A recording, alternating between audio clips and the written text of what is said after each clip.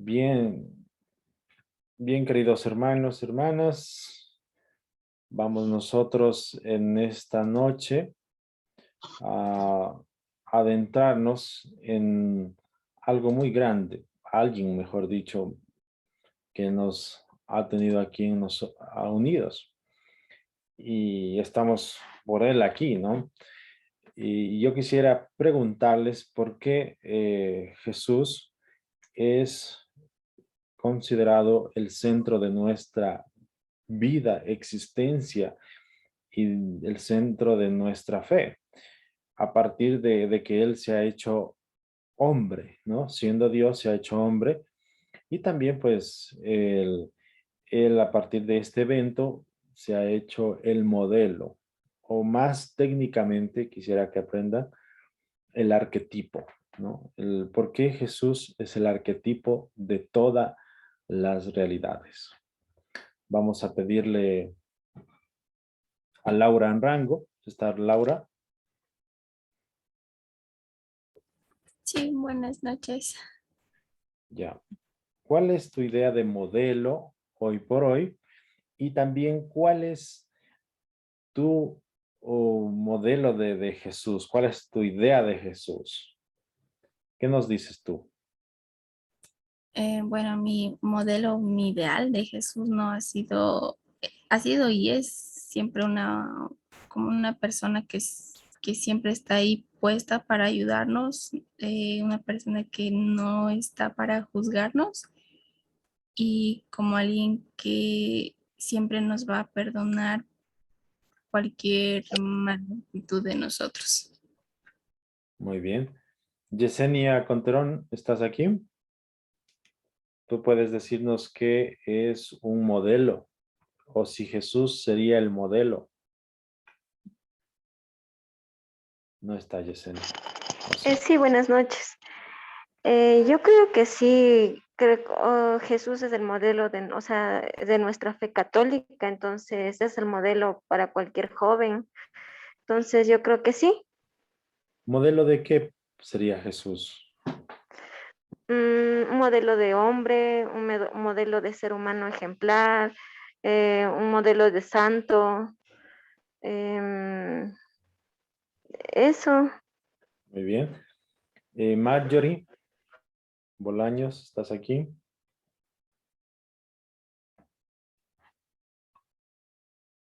Sí, buenas noches. ¿Qué tal tú? Si nos podrías decir si tu concepto de modelo y por qué Jesús sería el modelo para nosotros. Jesús sería el modelo porque desde él nace todo lo que nosotros podemos conocer de él. Si bien es cierto, en la Biblia nos explica lo que fue y lo que la existencia de Dios, de Jesús antes y después de. Entonces yo creo que Jesús es el modelo que nosotros deberíamos seguir como, como ser humano, porque de alguna manera es desde donde nace toda la experiencia como ser humano, desde donde nace lo que nosotros deberíamos y cómo deberíamos comportarnos. Muy bien. Ángel Luis o Luis Ángel, ¿qué nos dices tú? ¿Sería Jesús el modelo para nosotros los cristianos, para el mundo, para incluso los no creyentes? Buenas noches. Sí, por supuesto, pues un modelo es cuando se refiere pues a una persona, es eso bueno que vemos en una persona que queremos imitar, que queremos seguir para mejorar nosotros también como personas y por supuesto como cristianos. Y qué mejor ejemplo que el de Jesús, qué mejor modelo para, para ser mejores cristianos, para ser mejores personas y pues para así también eh, ayudar a otros a que puedan conocer al Señor y ser buenas personas y buenos cristianos. Muy bien. Martín, ¿qué nos dices? ¿Por qué Jesús tiene que ser nuestro modelo? ¿O por qué no mejor San Francisco? ¿O por qué no mejor, qué sé yo, el Che Guevara o alguien grande en la historia, ¿no? O bueno, alguien destacado más que grande. Gracias. Buenas noches, Adrián. Creo que el punto fundamental que estamos tratando es el aspecto antropológico.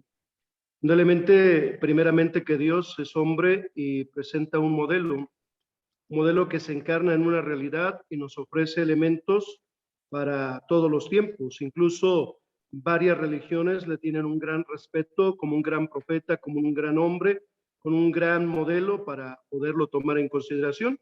Máxime para nosotros, es un elemento que es el modelo de vida, donde parte todo. Por eso decimos que nuestra vida es cristocéntrica.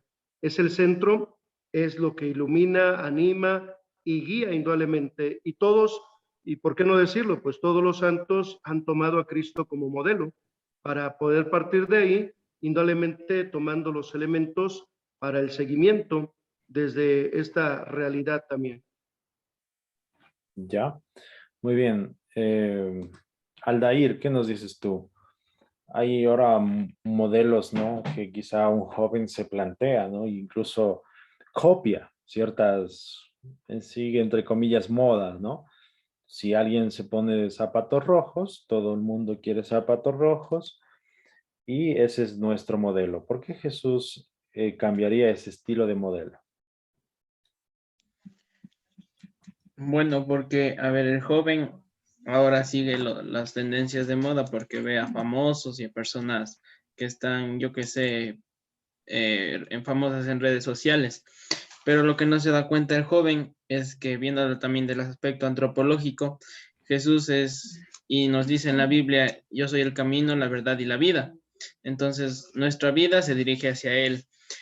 Nuestro camino está en Él. Como nos decía también Gustavo, en el camino encontramos a Jesús y en el camino está Jesús porque Él es el camino. Entonces también Jesús es el centro o el arquetipo, creo que era que nos dijo, de nuestra vida porque el hombre es necesitado de Dios, como nos decía en las primeras clases, y Jesús acompaña en todo y en nuestra fortaleza, aunque el joven no se dé cuenta. Bien. Amanda, ¿es necesario tener un modelo o nos serviría Jesús como modelo para nuestro camino? Buenas noches. Creo que sí, Jesús es necesario como tenerlo él. Creo que precisamente esa fue su misión, porque Dios lo mandó a experimentar, el Padre, perdón, lo mandó a experimentar todo lo que es la experiencia humana y con ello nos dio como el modelo mismo para nosotros poder guiarnos y vivir bajo el amor que nos tiene Dios. Muy bien. Interesante. Y alguien me falta. Cristian. ¿Estás aquí, Cristiano? Sí, Adrián, me parece que como sabemos y muchos tomaron la Biblia, recordar que Jesús es Dios hecho hombre, entonces dentro de la teología, como dicen, Jesús es la verdad, el camino y también nos ha enseñado de muchas maneras el querer a los hermanos. Me parece que Jesús nos ha enseñado el compartir como hermanos y encontrar, como decían muchos, en el camino que él hizo de perseverar, de guiar y de enseñar a los demás. Muy bien. Nos hemos adentrado en este camino antropológico, ¿no? De vernos a nosotros como creados, como salvados de la situación del pecado, siendo siempre esto una falsedad y engaño de vida provocado, ¿no? En nosotros, nuestro más profundo ser. Y también hoy, pues, también hemos visto el yo auténtico, ¿no? O el egocentrismo, a partir incluso desde la cuestión moderna. Y hoy por hoy tenemos que dar un paso muy, muy firme, que es descubrir a nuestro modelo, a nuestro arquetipo, que es pues el centro de toda la vida cristiana. ¿Y por qué Jesús es el hombre Dios y el Dios hombre, ¿no? Pues hay, ¿por qué tanta conmoción? ¿Por qué despertó Jesús un atractivo, ¿no? De vida, ¿no? Porque yo me he preguntado, ¿no? Cómo, especialmente cuando Pedro lo busca a Jesús, ¿no?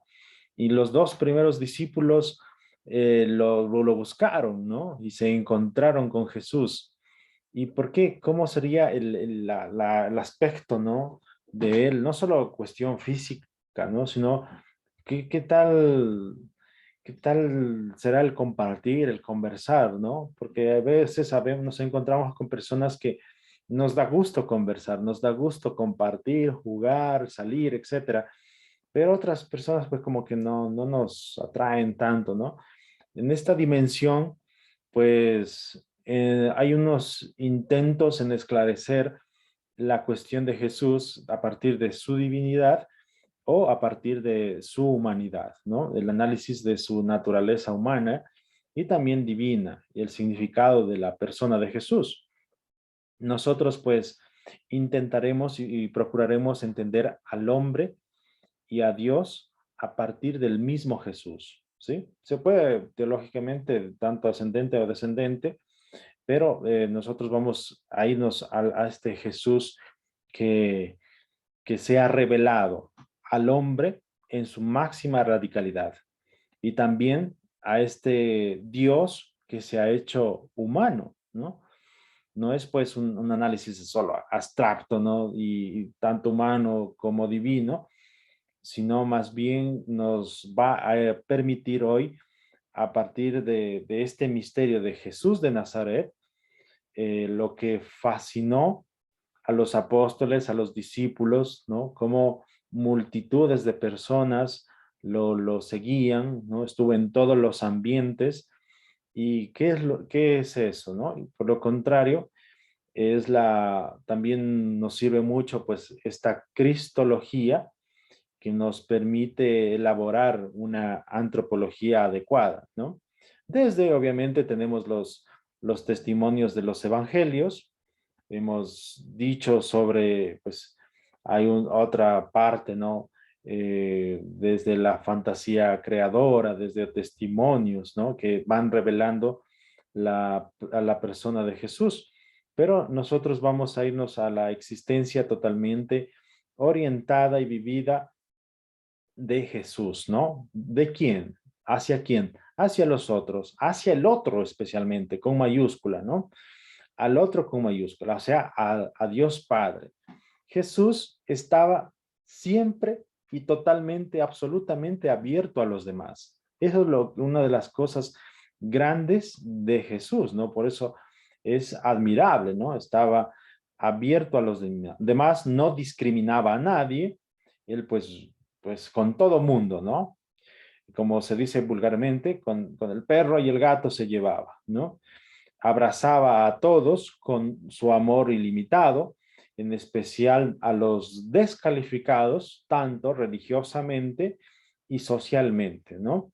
El amor incluso a los enemigos, lo que decía él, ¿no? Predicaba, lo vivió personalmente, perdonándonos a todos en la cruz, ¿ya? No poseía Jesús esquemas prefabricados, no se moralizaba, no nos censuraba antes de nuestro encuentro, sino pues a todos les decía, vengan a mí, no les echaré afuera, ¿no? Entonces es liberal ante la ley, ¿no? No era riguroso en exigir con un amor que ata a los hombres con lazos más liberadores incluso, ¿no? Que los meros de la ley. Y su muerte no fue solamente consecuencia de la fidelidad liberadora que el Padre le confió, sino pues también fue una fidelidad a los hombres, que los amó hasta el fin, hasta el extremo, dice, ¿no? Jesús estaba vacío de sí mismo. No se puede entender esto, pues, de que él quería para sí llevarse la gloria, sino más bien él se vació de él, ¿no? Daba igual a los que estaban con él, ¿no? Tanto a mujeres, a niños, a publicanos, a pecadores, a prostitutas, a teólogos, a exguerrilleros, ¿no? Incluso los convirtió a ellos en sus discípulos, ¿no? o también se encontraba con piadosos fariseos. De todo experimentó Jesús, con todo tipo de gente, ¿no? Jesús fue un hombre que entendió al hombre a partir de los otros, ¿no? Entonces, su ser fue continuamente un ser para y con los demás, no para sí mismo. Mire, como la anterior clase incluso veíamos, ¿no? Que el yo auténtico es cuando me voy dando a los demás. Y vemos ahora este cumplimiento en Jesús, ¿no? Y particularmente, ¿qué hace de Jesús? Se da al gran otro, a Dios, con el que cultivó una relación de extrema intimidad a tal punto de llamarlo Abba, Padre, ¿no? Es un lenguaje que nos va a enseñar la intimidad, la ternura, la confianza, incluso de niño. Se siente un niño con Dios, ¿no? Como decía Santa Teresita, ¿no? Yo quiero ser, la experiencia incluso nuestra, quiero ser la pelotita con que juegue Jesús, ¿no? Entonces esa es la relación de confianza que se engendra de un cristiano con Dios, ¿no? Del hombre con el otro, con Dios. Esta relación, pues, es transparente, es única, no se siente como un pródigo, ¿no? Como un hijo que tiene que arrepentirse después, sino pues es muy filial con su padre, ¿no?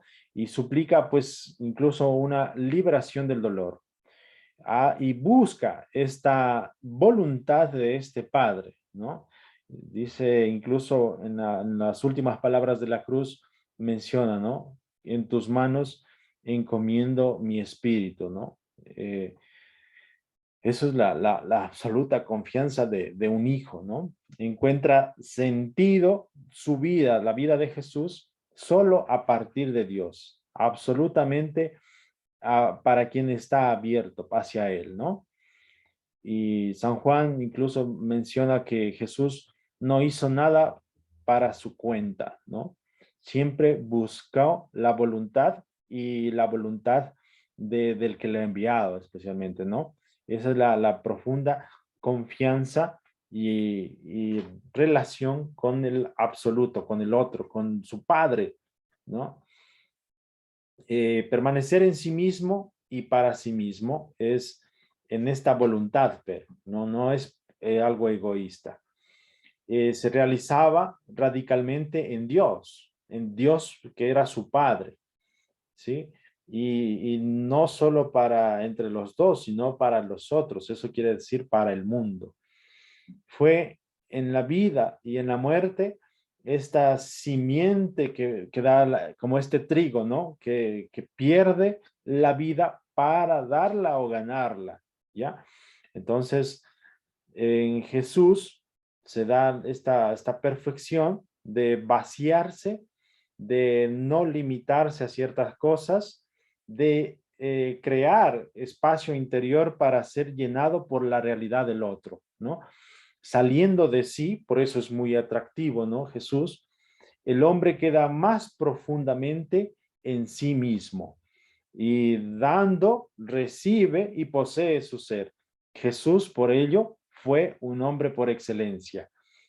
¿Qué le dijo el soldado cuando pues estaba crucificado Jesús y le traspasó la espada? ¿Cuál fue la frase, la expresión de este soldado? Ecce homo, ¿no? Este hombre. Y ahí vemos cómo... me espera un segundito.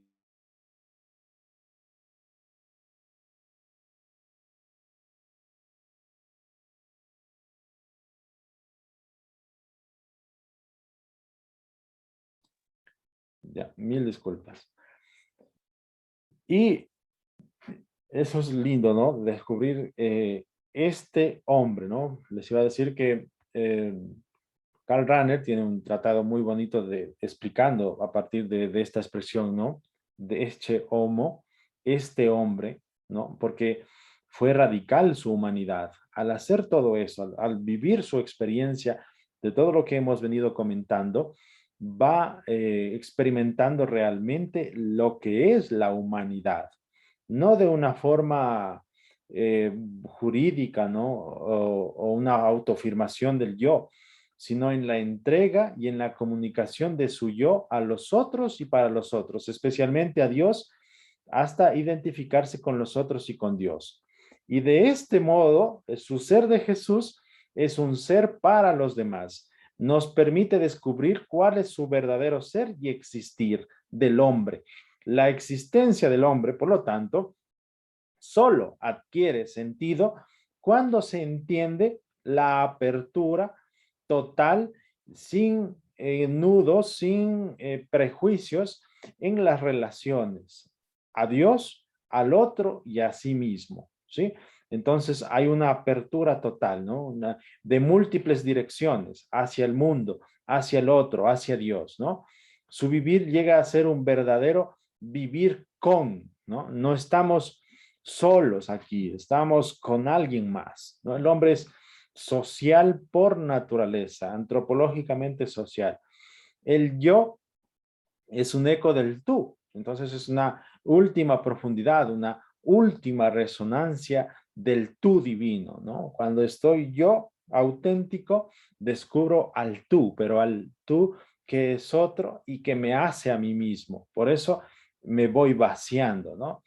Y esta es la resonancia, ¿no? Lo del tú.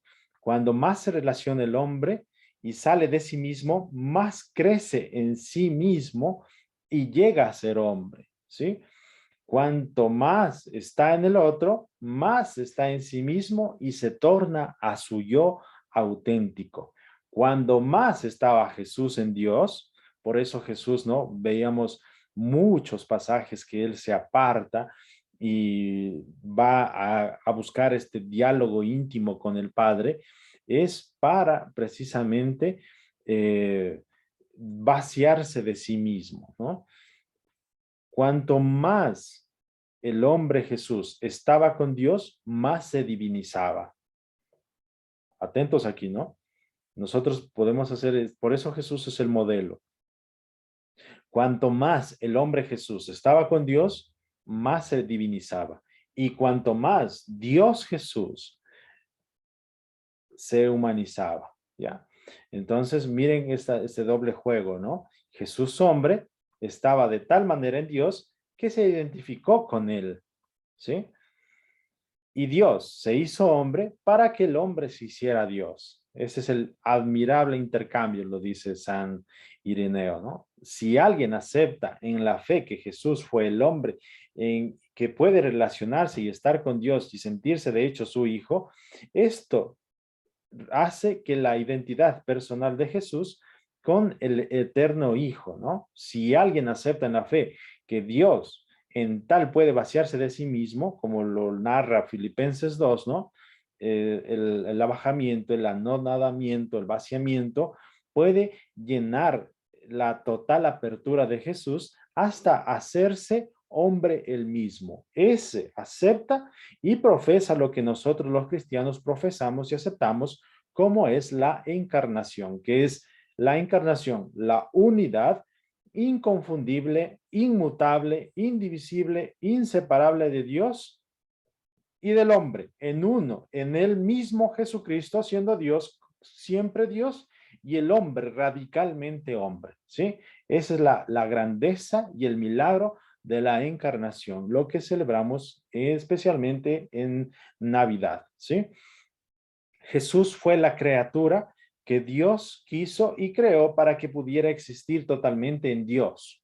Sí, es una gracia de esto, ¿no? Y en cuanto más unida estuviera a Dios, más se hiciera ella misma, o sea, en cuanto hombre, esto de modo que Jesús, siendo verdaderamente hombre y también verdaderamente Dios, pero también podemos decir lo contrario, ¿no? Así como la criatura Jesús es más ella misma, más en cuanto está en Dios, de forma análoga, Dios es tanto más el mismo cuanto, parece trabalenguas esto, está en Jesús y asume su realidad divina, ¿sí?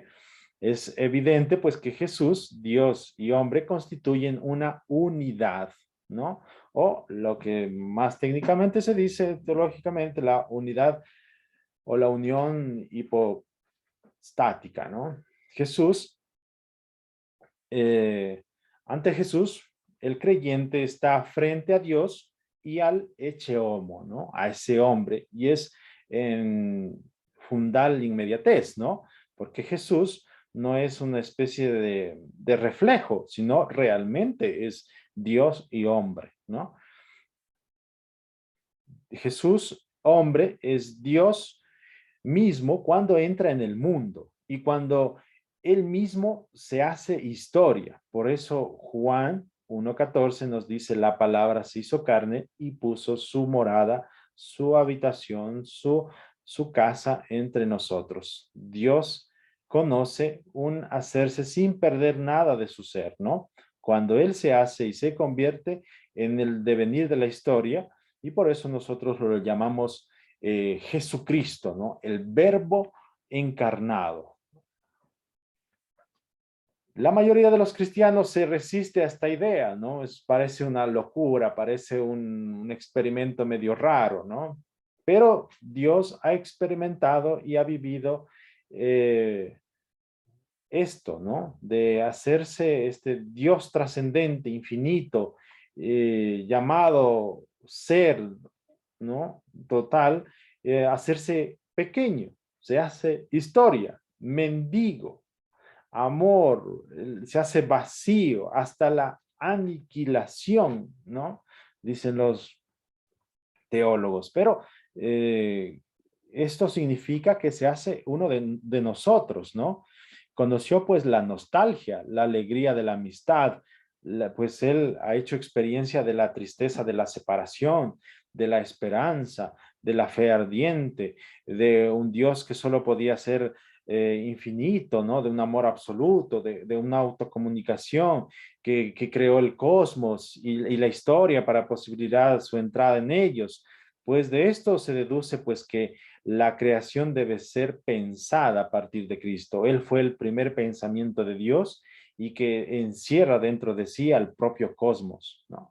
Mire qué belleza, ¿no? Este tema pues muy apasionante y la total apertura de Jesús, como hemos dicho, al gran otro, que es Dios, no solamente se reveló en el tiempo de la existencia terrestre, sino pues eh, sobrepasa, especialmente en la resurrección, donde nos ha manifestado la profundidad de comunión y apertura de Jesús, ¿no? El Jesús que ha caminado entre nosotros antes de la resurrección estaba sujeto al tiempo y al espacio, ¿no? Y esto pues a partir de su resurrección supera y emerge un hombre nuevo, ¿ya? Es el nuevo Adán, donde ya no es un tanto solamente carnal, sino pues es este espíritu, ¿no? Este espíritu puro, donde pues el cuerpo no es un límite, sino pues es la total presencia cósmica y de comunión en total de toda la realidad, ¿no? De todo lo existente. Y por eso el Cristo resucitado lo ocupa todo, llevando a cabo a un máximo grado su ser en los otros y para los otros, ¿ya? Entonces, por eso, la encarnación no debe ser pensada solamente a la luz de el Jesús de Nazaret, ¿no? Sino pues participante de nuestras limitaciones y fragilidades, ¿ya? Eso es lo que significa pues hacerse hombre. Y por eso es el modelo, ¿no? Vuelvo y repito. Esto también debe ser contemplado a través de la luz de la resurrección, ¿no? Porque no, tampoco nos vamos a quedar con este Jesús que se ha sufrido y ha estado padeciendo, sino pues en esta máxima universal de apertura a toda la humanidad y divinidad, ¿ya? Entonces, Él ha sido el centro de todas las cosas, ¿no? Sí. Bien, entonces vamos dando unos pasos, ¿no? Donde la concepción del verbo en el seno de la Virgen no se interrumpió, no es que agotó tampoco ni la humanidad ni la divinidad, sino pues va creciendo Jesús en un momento en cuestión de la sabiduría, de la estatura y de la gracia, ¿no? No por ser Dios asumió pues la humanidad en abstracto, sino pues que fue un hombre concreto, individualizado e históricamente condicionado. Jesús de Nazaret, si este hombre es histórico y conoce pues un desarrollo, hay unas etapas, unas características, hay unas perfecciones propias, ¿no? Entonces nada más natural que comprender la encarnación de esta forma dinámica, ¿no? Entonces miren cómo daría un nuevo sentido a nuestra fe más profundo. Existe un verdadero proceso de encarnación, no es que solo el momento de donde fue alumbrado, ¿no? Sino pues es constante esta encarnación. Dios va asumiendo progresivamente la naturaleza humana concreta en Jesús y en la medida que va asumiendo, se va manifestándose y desarrollando, ¿no? Entonces, y asimismo, a la inversa, ¿no? La naturaleza de Jesús también va revelando la divinidad en la medida que él iba creciendo y madurando, ¿no? Por eso, pues, es el atractivo de Jesús. En cada fase de vida va revelándose un aspecto de Dios, ¿no? Cada vez nuevo, cada vez más fascinante. Y, por ejemplo, Jesús niño revelaba a Dios dentro de las posibilidades de la perfección que cabe en un niño, ¿no?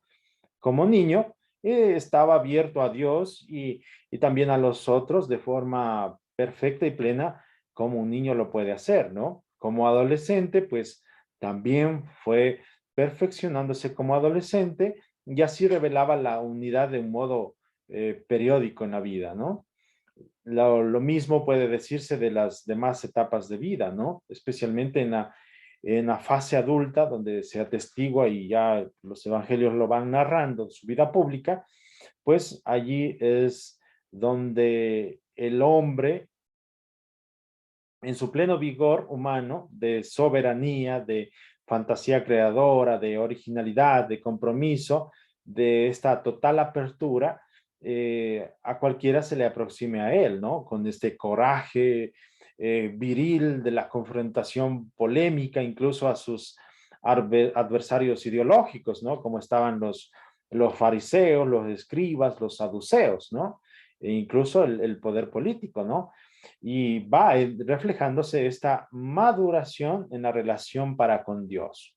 ¿Ya? Hay unos altibajos, obviamente, naturales en la vida humana, lo que le servían de acrisolarse, de perfeccionarse, de irse moldeando a lo más profundo de lo que es el hombre y lo que también significa Dios. ¿Sí? Entonces, por ejemplo, salen ahí reflejándose las tentaciones, ¿no? A Jesús pasó por las distintas crisis que marcan la existencia de la vida humana, ¿no? Todas las crisis, las tentaciones significaron un paso doloroso, pero purificador, de un nivel de vida del otro, con nuevas posibilidades de comprender y vivir toda la vida en su integridad, ¿no? Por ejemplo, en los relatos evangélicos jamás se percibe ninguna queja de Jesús sobre las amarguras de la existencia, ¿no? Nunca se pregunta por qué existe el mal al lado de un Dios bueno que es Padre y amor, ¿no? Para Jesús es claro, el mal no está para ser comprendido, sino para ser combatido y vencido por el amor, ¿sí? Por eso es que Jesús era continuamente beneficiario de la gracia de Dios, ¿ya? Que en cada etapa, como hemos dicho, va permitiéndose perfeccionar el amor ante Dios y ante los hombres, ¿sí? Eso es lo que le hace fascinante a Jesús. ¿Qué tal? ¿Si me van siguiendo o ya se perdieron? Pues vamos en esta comunicación también, ¿no? Que hace Jesús de Nazaret de la divinidad.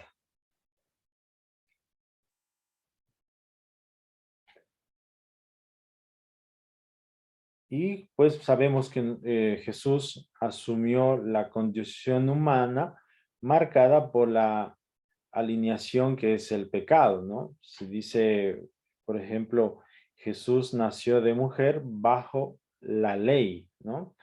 Hecho por nosotros pecado, ¿ya? Esto que también pues Jesús fue sometido a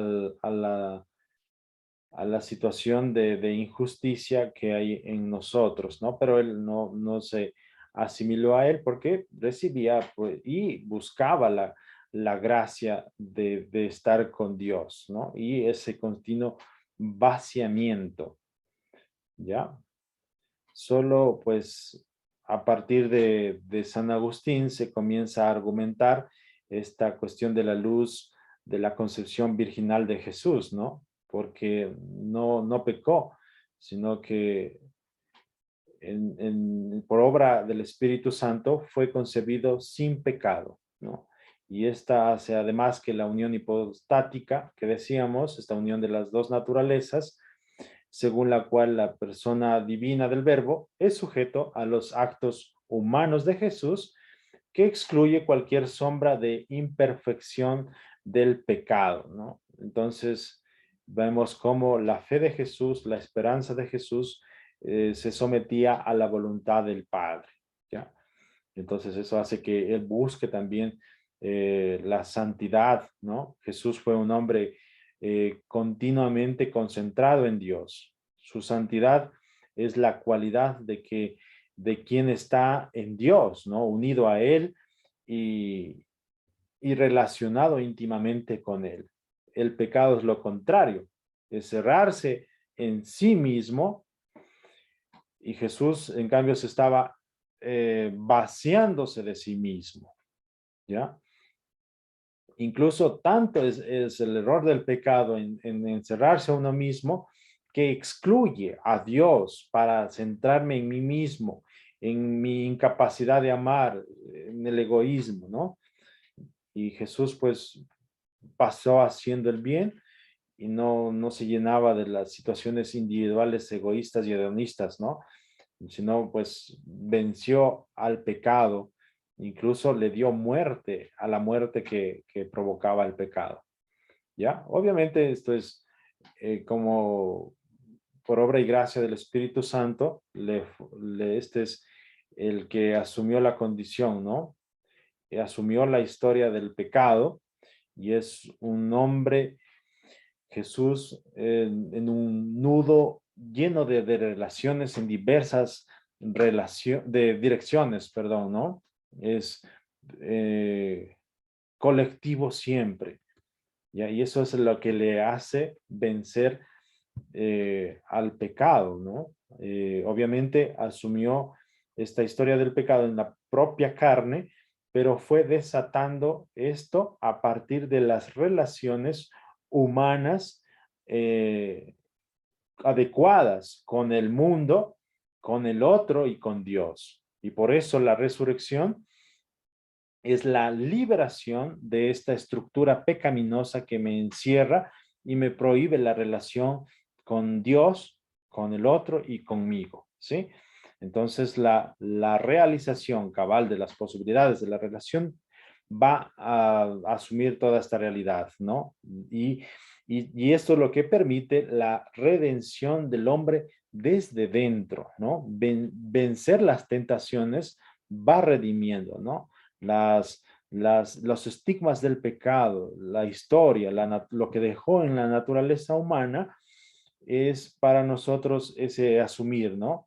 Y por eso Él es para nosotros un ejemplo, un prototipo o un arquetipo o el modelo del verdadero hombre a cual cada uno debe ser y todavía no lo somos, ¿sí?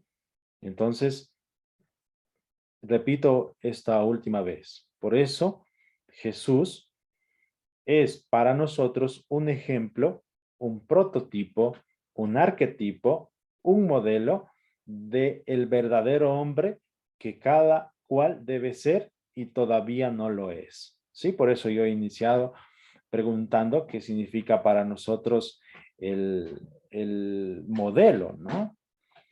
Por ejemplo, y hoy por hoy está tergiversado lo que es la idea de modelo, ¿no? Pensamos que eso solo es una cuestión estética, ¿no? De pasarela, de show, de fantasía, ¿no? De no vivir la realidad. Y miren cómo Jesús, en cambio, asumió todas las realidades humanas, ¿no? Y también divinas. Y por eso, pues, el verbo, al hominizarse, asumió toda esta realidad contenida en la psique humana, en lo personal y en lo colectivo, tanto positivo y negativo, abrazando así a toda la humanidad. Desde dentro, ¿no? Fue desenmascarando las tendencias negativas que crearon una antihistoria, una verdadera segunda naturaleza humana. Ese es el engaño, ¿no? Que fue activando aquí viene lo que nos planteamos hoy, ¿no? Los arquetipos de posibilidad y específicamente el arquetipo de mismicidad, el arquetipo de Dios, ¿no? Y haciendo parecer al hombre realmente a imagen y semejanza de Dios.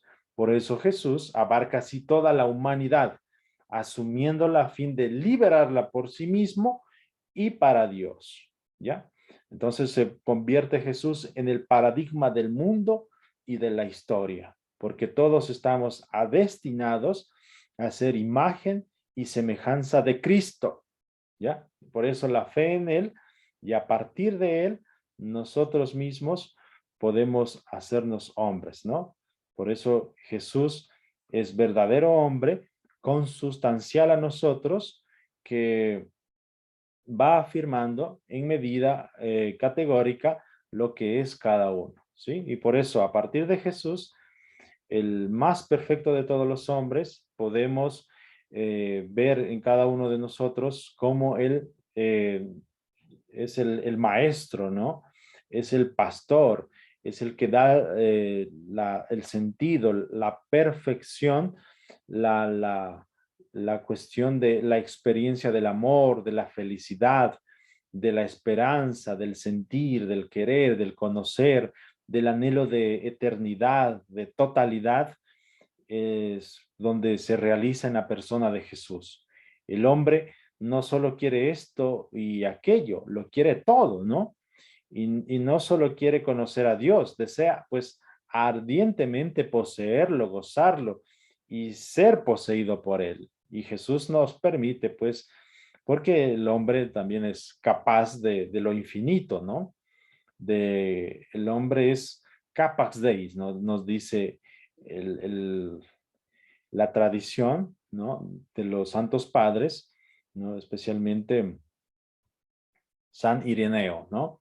Y también lo encontramos en el catecismo de la Iglesia Católica. Por eso Jesús realizó de forma absoluta, de forma cabal, toda esta capacidad humana de identificarse con lo infinito, ¿sí? La encarnación, pues, significa esta realización total de la posibilidad de Dios, ¿ya? Entonces, la creación, la existencia humana, a nosotros nos abre al amor, nos abre a Dios, nos abre a los otros y nos abre totalmente a vaciarnos totalmente de nosotros mismos para que se llene en esta proporción la realidad de los otros y de Dios, ¿ya? Entonces, exactamente en Jesucristo, ¿ya? Por eso Él es el camino, ¿no? Tantas clases, charlas que hemos recibido de que Él es el camino, ¿no? No todo el que dice tampoco Señor, Señor se salvará, sino aquel que busque la voluntad de Él, ¿no? Entonces nosotros, hermanos de Jesús, hemos recibido de Dios y de Él este mismo desafío. Y esta es, atención aquí, el trabajo para todos nosotros. El abrirnos cada vez más a todo y a todos para poder ser semejanza de Cristo, colmados de la comunicación divina y humana, ¿ya? Ese es nuestro trabajo, ¿no? Aunque estemos alineados en la cuestión del pecado, nosotros nos vamos realizando de modo deficiente en la relación que Jesús de Nazaret se concretó, ¿no?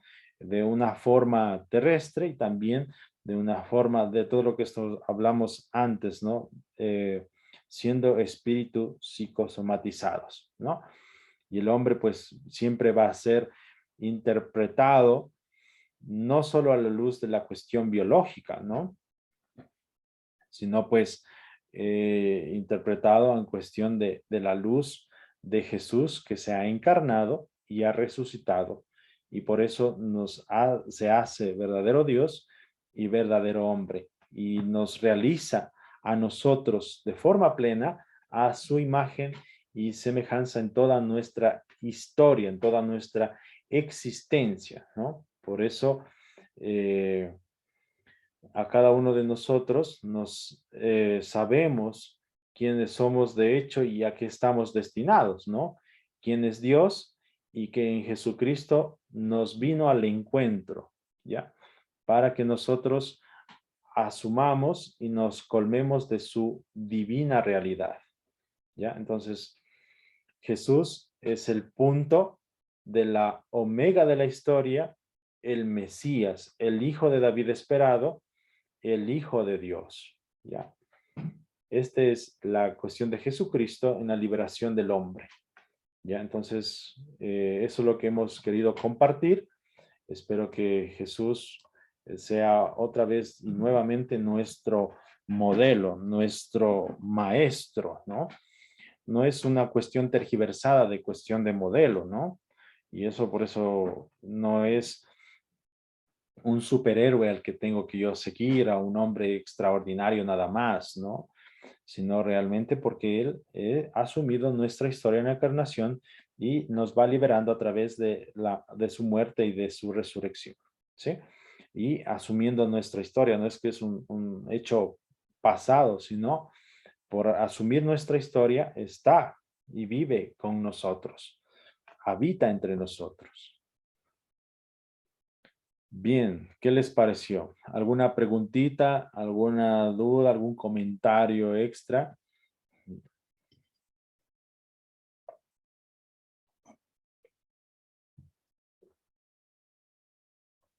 Ahora sí está más clara la cuestión de modelo, ejemplo o prototipo, arquetipo.